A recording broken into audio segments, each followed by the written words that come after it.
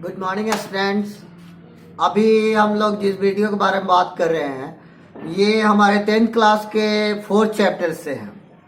Poetry section का जो 4th chapter है उसका नाम है thinner than crescent. Thinner than crescent मतलब होता है कि पतला, जो मून जो होता है जितना पतला उगता है शुरुआत में और उसकी जो दर होती है धीरे धीरे जैसे घटती जाती है उसको कहते हैं क्रिसेंट। जब चंद्रमा की उसकी जो है एक बार पूरा फुल मून हो जाता है उसके बाद धीरे धीरे वो घटते घटते पतला होता जाता है, उसी को कहा गया है थिनर देन क्रिसेंट। यहाँ पर क्रिसेंट का मतलब वही होता है। यहाँ पर जो है ये चैप्टर है थिनर देन क्रिसेंट, ये लिखा गया है हमारे भारतीय पोएट जिनका नाम है विद्यापति। क्या नाम है? विद्यापति। तो विद्यापति इस चैप्टर में ये अकेले तरह के ऐसे कवि हैं जो कि राधा के स्थिति के बारे में और राधा के प्रेम के बारे में बताते हैं। हालांकि बहुत सारे लोग होते हैं कि राधा कृष्ण के प्रेम में कृष्ण के बारे में ज़्यादा लिखते हैं, लेकिन विद्यापति एक ऐसे कवि हैं जो राधा के बारे में लिखते हैं और उनके प्रेम के बारे में लिखते हैं। इस चैप्टर में वो बताते हैं, ये चैप्टर एक तरह से रिपोर्ट है एक राधा के दोस्त का, जो जाते हैं दौड़ते हुए कृष्णा के पास और उनको बताते हैं कि राधा की स्थिति क्या है। कहा जाता है इस चैप्टर में कि Radha is crying so much, Radha इतना ज़्यादा रोती हैं कृष्ण जब चले जाते हैं मधुबन छोड़ करके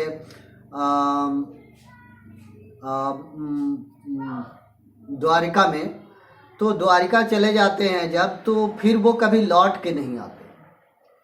और इधर राधा की स्थिति होती है कि ये उनकी याद में बैठे बैठे रोते रोते, और कवि का भाव ऐसा है, विद्यापति जी का भाव ऐसा है, ये कहते हैं कि रोते रोते ये अपने पास अश्रु से नदी की धारा बहा देती हैं और उस नदी के किनारे बैठी हुई रहती है।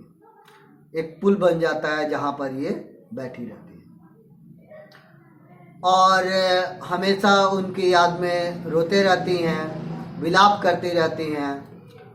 और इनकी स्थिति जो है, इनके जो दोस्त होते हैं जो रासलीला में साथ रहते हैं इन दोनों के, तो उनसे ये दिन देखा नहीं जा रहा है, उनकी स्थिति देखी नहीं जा रही है। तो उनमें से एक उनकी दोस्त जो रहती हैं वो दौड़ते हुए मतलब पहुंचती हैं वहाँ कृष्ण के पास द्वारिका में, और उनसे जा कर के एक रिपोर्ट सुनाती हैं राधा के बारे में कि राधा की स्थिति कैसी है उनके गांव में मधुबन में।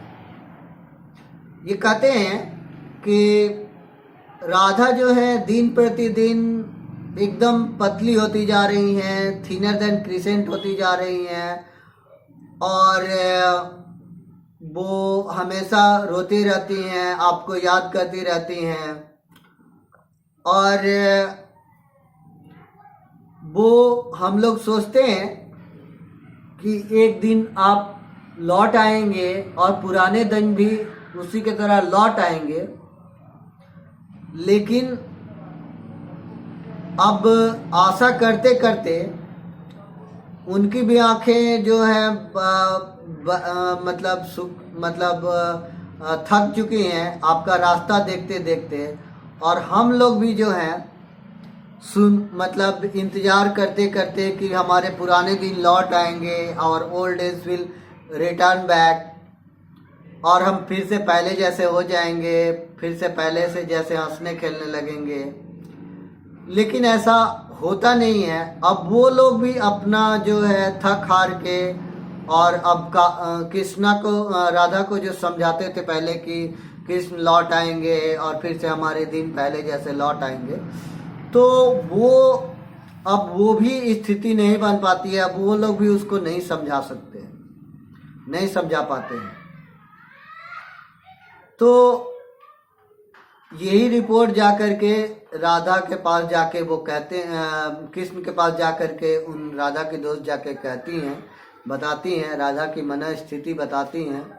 वो बताती हैं कि उनसे पूछा कुछ और जाता है, we ask some question another and she ask another, मतलब क्वेश्चन उससे कुछ और ही पूछा जाता है और राधा जवाब कुछ और ही देती हैं। वो अपना सुध बुध खोई हुई हैं। तो बस यही सब बातें जा कर के उनकी दोस्त जो है कृष्णा के पास जाके बताती हैं, बट फिर भी वहाँ से जवाब यही मिलता है कि कृष्ण वापस नहीं आएंगे और नहीं आते हैं।